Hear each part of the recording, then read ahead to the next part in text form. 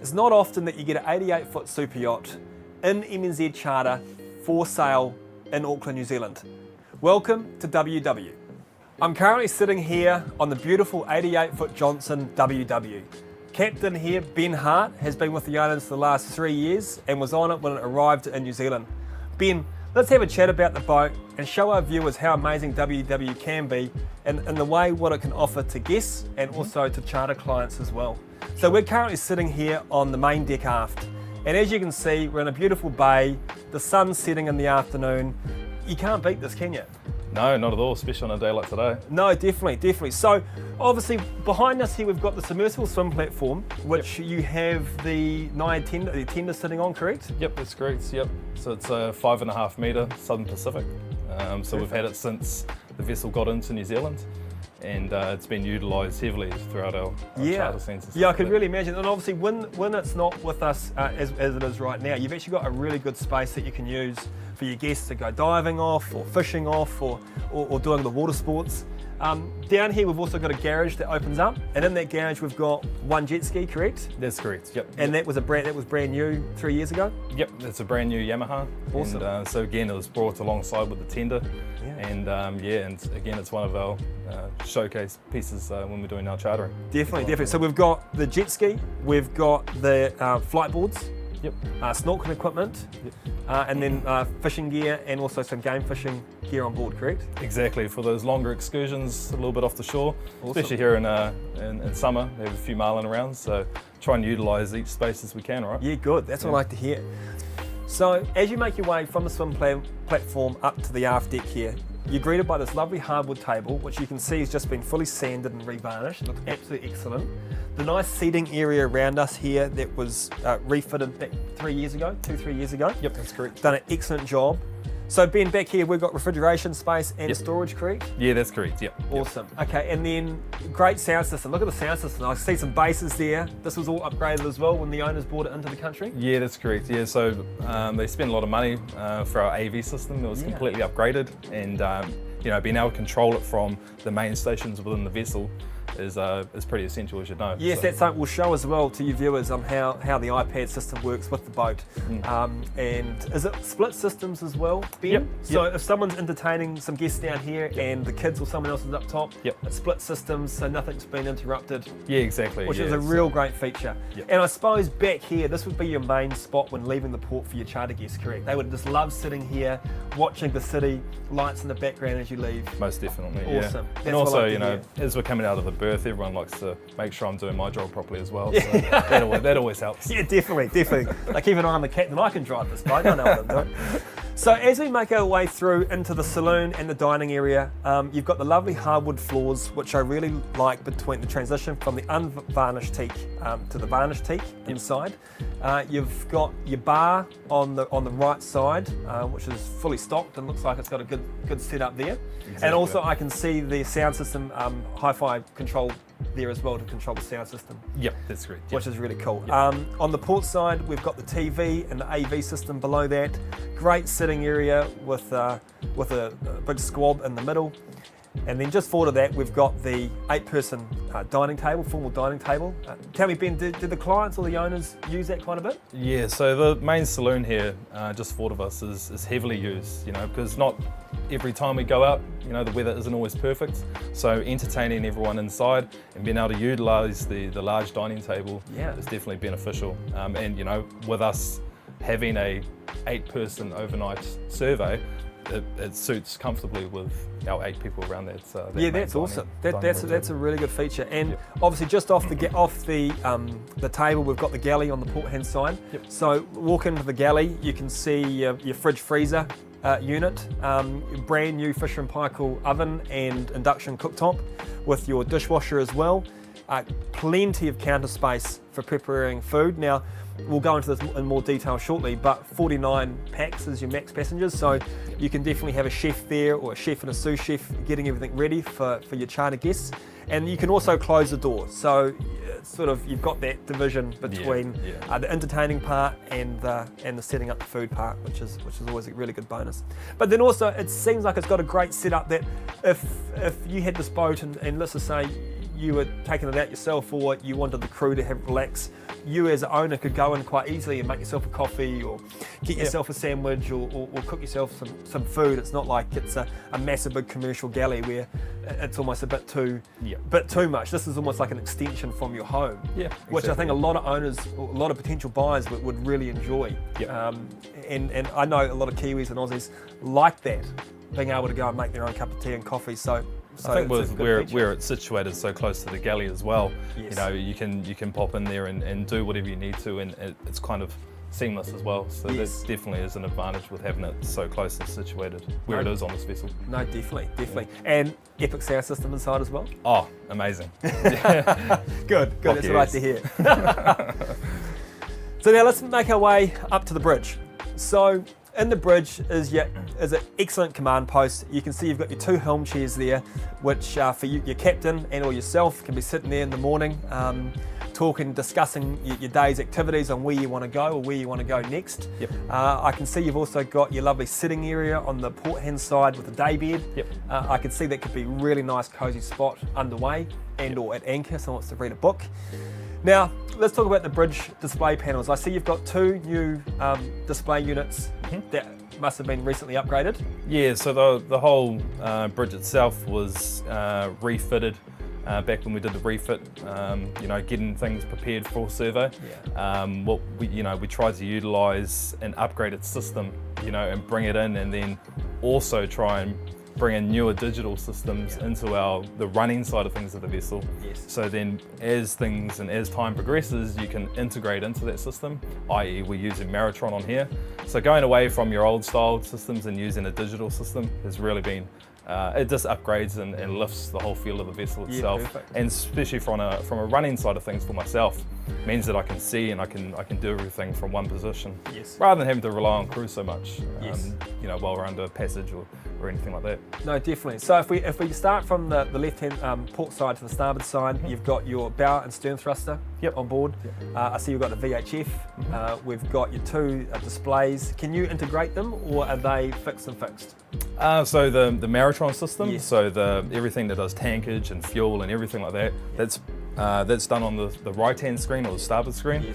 Time 0 and everything to do with navigation is on the left-hand screen, but you can also use your navigation on the right-hand one as well. So you can chop and change by the Maritron engine components and stuff like that. So that's a massive feature, having everything now on one display unit with your tank levels, your fuel sensors, all that sort of stuff. That's a massive bonus, and that's a huge expense that the current owners would have had to put up to get this to where it is now. So this is awesome. The idea was to be able to have the reliability with our nav systems, and essentially take this boat anywhere we want, you know, and have that clear-mindedness when we're doing navigation. And that's so important. That's so important. So we've also got, looking over to the starboard side, we've got the new CCTV system you've installed. So tell me, we've got cameras forward, starboard port, aft and engine room, is that correct? Yeah, so I guess the theory behind that was to be able to, you know, there are different points of being able to drive or navigate the vessel from with the remote, but you can also do, you know, berthing from the main helm station as well, utilising the cameras in front of you. It's not something you have to do, but different operators operate differently, as we know. So that is an option, and again, it's, you know, while we're out doing charters, you know, I can keep an eye on where everyone is and making sure everyone's. That's a big safety factor, isn't it? Especially when you've got 49 people on board, you need to make sure that you know where everyone is, and it's crucial to be maintaining that sort of safe watch and ensure everyone's safety is the utmost importance. Now, talking about the bridge controls, so we've got obviously your main control station here. We've got the fly bridge as well, which has got the same setup. And then we've also got 2 control stations down aft where we're sitting, is that correct? Yes, one on the port side. Yes, okay. And then you can also control from the flybridge aft.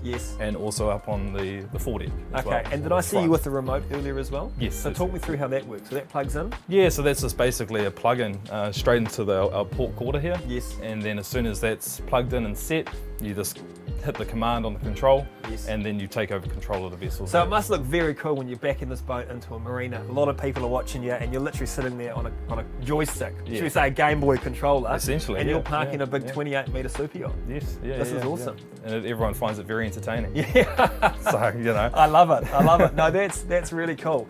And what else? Tell me, is there any other upgrades up in the bridge that we should be making our viewers aware of?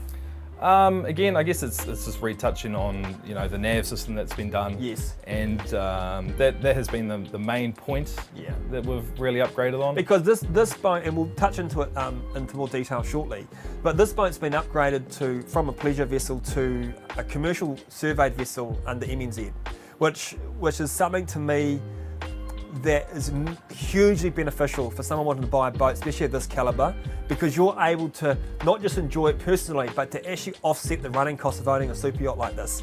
And who wouldn't want to own a boat like this? Like, who wouldn't want to be doing what we're doing right now? Yep. But then to literally cover costs by chartering it out to keen boat people who want to just maybe go out for an afternoon, an overnight. The boat's been set up to do overnight charters, which, like Ben said, it was 8 guests, correct? 8 guests, yeah. 8 guests, and then daytime charters, 49. 49, yeah. So there's also the capability, which we can discuss into more detail, about going to Fiji. The boat has definitely got the range. Yep. The mechanical side is sound, and the fuel capacity is absolutely no worries at all, is it, Ben? Yep. Yep. So coming up from the bridge, we come out to the fly bridge. Yes. What an awesome entertaining space. And I can see you guys have spent some money up here. Yeah, it's probably been one of the key features on board is being able to elevate that area and try and utilise the space so then we can have it as an entertaining area, but also bearing in mind the weather factors that we have, especially here in New Zealand. You know, it changes so often. Yeah. So, you know. We've got the clears, which are great. Exactly. So what we're talking, we've got a great dining table, another dining table up there. Yep. So let's say this is our third spot you can entertain people, Yep. which is really good. You've got your helm controls as well, the two helm chairs, which is really good. So on a lovely fine day, I'm sure you're driving, or the owner's driving from up there most of the time. Yes. You've got your bar up there, which I see's got an ice maker, sink, plenty of storage. Yep. So I can imagine that place is pumping or humming on a charter evening. Even when it's just the owners on board, I bet you it's a very popular spot. Oh, most definitely. And everyone loves to go up there, and that's, you know, again, it's one of our main entertainment areas. I often choose to stay down because it's a little bit noisy out there, you know, and hey, that's what everyone's on board for, right? Definitely. Have fun and enjoy the space. 100%. So we've got the clears, as you can see, the 2 aft clears are up at the moment. On the starboard side, we have the massive barbecue. Yep. That is a great feature. Could you imagine putting a whole of snarlers on there, chops, steak? Yes, exactly. What more do you want? Fresh lobster or crayfish from the day you've caught. This is just awesome. And you've got 2 new fridges underneath. Yep, again, so we can, you know, have more storage, Yes. especially, again, going back to our charters. Yes. Making sure that we can have, you know, fresh cold drinks downstairs, upstairs, and to be able to give it to the guests and without, you know, having to run around with drinks. I love essentially. it. And talk to me, so you've put this new, what do you call this product on the ground? Yeah, so upstairs, it was one of those things, it originally had non-skid, right? Yes. Very white, very bright. And so how can we make this space more comfortable? So UDEC here in New Zealand is a good product. It's cost effective, but it also is durable, you know? So during our charters, people can drop drinks, they can do anything. You can water blast it, you can clean it easily. And once again, it's comfortable on the feet. So And that's extremely important, especially for a charter boat, because obviously when you have a boat like this, you want to make sure that when you do use it personally, that it's always at the highest standard that it can possibly be. And sometimes when you're chartering boats out, they can get a bit of a hard time. But the way you've got it set up here, I'm looking around now and everything looks excellent. The tables, like I always point out to my customers, high traffic areas like the galley, tables like this would have scratches and marks all over it. I'm not seeing that. It's, you guys have done such a good job, and it's a credit to you and the owners, and it's really assuring for the new owners that this boat has been looked after. And this is something that I can't stress enough to any of my people buying boats through me, is that if the boat looks good in the living area, then you know it's going to look good in the engine room. If you start having bits missing and things aren't being looked after, what's it like everywhere else? And this is a boat that doesn't have that problem. It's been looked after every step of the way. So Ben, we've got a 4-cabin layout on board WW. Yep. So downstairs we've got the Ford VIP. Yep. And then we've got 2 twin cabins down aft. That's correct. They all seem very comfortable, all got their own ensuite. Yep. And TV, Wi-Fi, The whole carpet looks great, everything looks in excellent condition.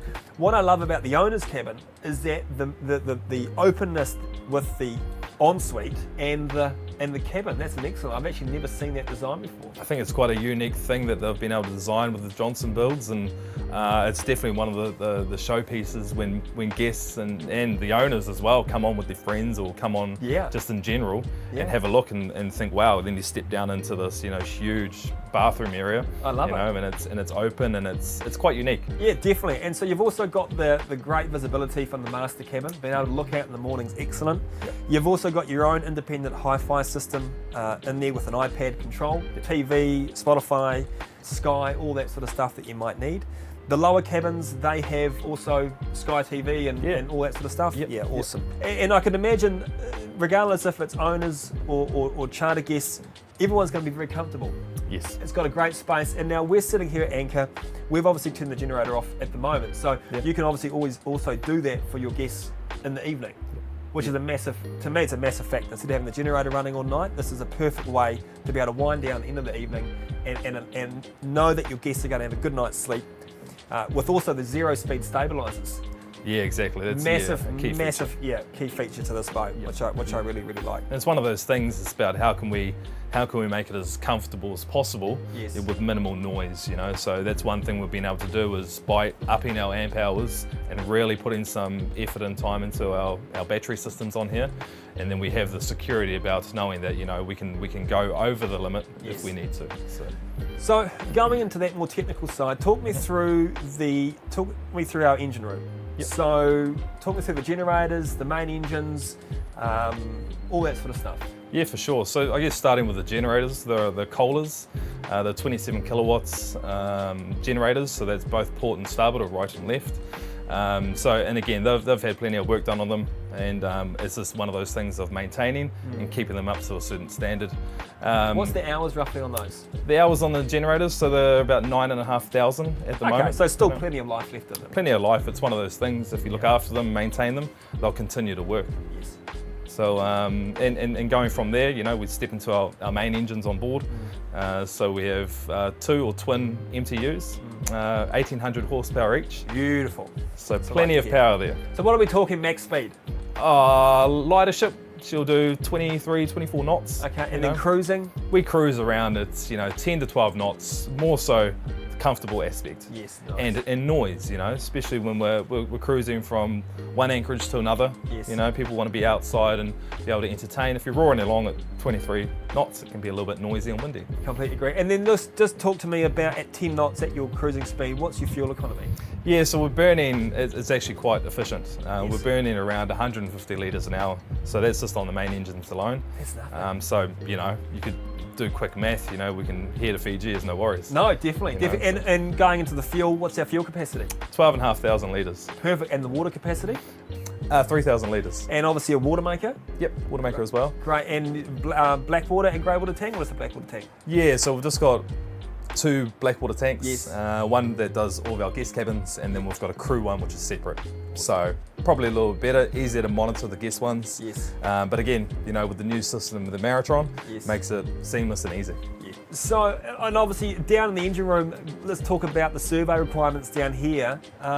We are now into the second year of the 5-year survey plan, is that right, Ben? Well, yeah, essentially, yes. Yeah, so end of last year is when we got our certificates. So essentially second year, but really it's our first year, I guess. Yes. So however you want to plan it, really. Yeah, so when a potential new buyer's looking at a boat like this here, they've got a bit of a safeguard in the way that it's a peace of mind that the boat is to a certain standard, obviously MNZ, it wouldn't be allowed to be in survey if it wasn't to a sound condition. And also you won't have to worry about pulling shafts, valves or rudders for another, 3 years? It's a 5-year survey, exactly. correct, with Maritime New Zealand? Yep, exactly. Yep. So when you look at that aspect, you're guaranteed no major mechanical things in the first few years of you owning the boat. But then also, we can also look at reports and findings from when it was checked, was it last year, for the owner, so we can give all that information to the potential new buyer.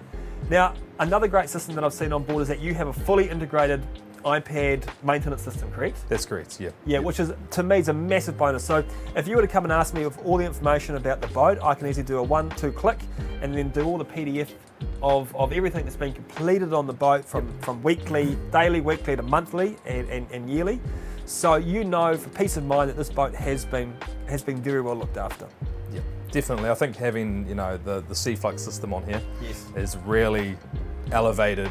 I guess things being done on time, seamless, and just being able to, I guess, run more effectively. Yes. Being able to have all of our documentation to do with the survey, to have all of our monthly and our weekly checks all in one place, and also a maintenance schedule as well. So Yes. again, it's for me, on the operator side of things, it Yes. definitely makes it a lot easier. And also, it's good for the owners as well because it can send them an update of works that's been done. Well, they can see it remote as well, couldn't they? Exactly, They can yeah. log in and see it. No, They that's can really do good. that from wherever they may be based. I love it. So behind the engine room, we've got the crew area. Yep. So we've got 2 cabins, the master cabin and then 2 single berth with all their own en-suites.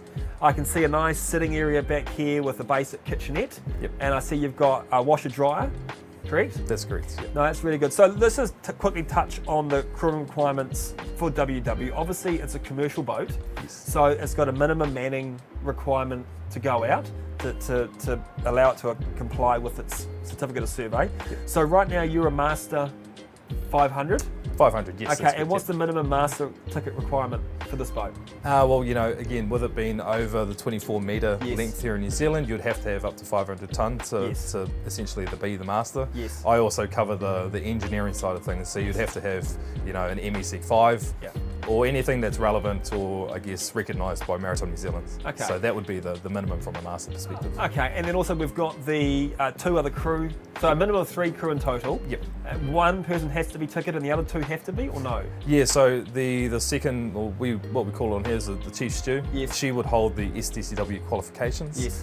So then they're trained relevant in firefighting, abandoned ship, medicals, all that kind of basic training. And then our third person does not have to have that, essentially, but as long as they're trained and signed off and trained in the suitable areas that need to be able to assist Yeah. if we have a emergency of any sort on board the vessel. Yeah, and look, I absolutely love this. So buying a boat like this, you don't always want to have to be stressing or worrying about anchoring or the engines or all that sort of stuff. You want to have the ability to come out, what we're doing right now, and relaxing. Allow the crew to make your weekend or make your day, take the stress of running a boat and maintaining a boat and put it on the crew. Yeah. It's a great, and then now we go into the charter side. This is set up extremely profitable, and run right, you can actually do very well with this boat, correct? Most definitely. So we've got a full forecast schedule that the current owners have provided us, and from what I've seen, and I can send this to you as well on request, from what I've seen on a low year, this is the whole 365 days, if we have at the lower end of the charter spectrum, you look like you're just breaking even. Yeah, that's correct. And if we go mid sort of charter, then we're looking at $150,000 profit, and then everything all the way up to a really good year, you're looking upwards of 300 New Zealand plus from charter. Now this is also taken into account the charter revenue from the boat, but then also alcohol sales, because this boat holds an alcohol bar license, correct? Yeah, is one of those things which is essential, right, to have a glowing charter business here, and so we put it through, with the council and everything like that. Make sure it got licensed appropriately, and then we can do the sale and supply of liquor on board WW. So when you're looking at WW, you're not just looking at a super yacht, you're looking at a potential business operation here. You're potentially allowing yourself to enjoy the luxuries of owning a 88-foot super yacht, but without having the everyday financial costs that these things have to maintain and keep to the correct standard. Yep. I think this is an excellent option, and if you are in the market for a boat of this calibre, please honestly give me a call, and it'll be my absolute pleasure to take you through this boat. Thank you so much. And that's it. I really hope you've enjoyed the tour with myself and Captain Ben to understand what WW has to offer, and also the charter capability. This boat is currently situated in Auckland, New Zealand, and please feel free to drop me a line. And looking forward to seeing you soon.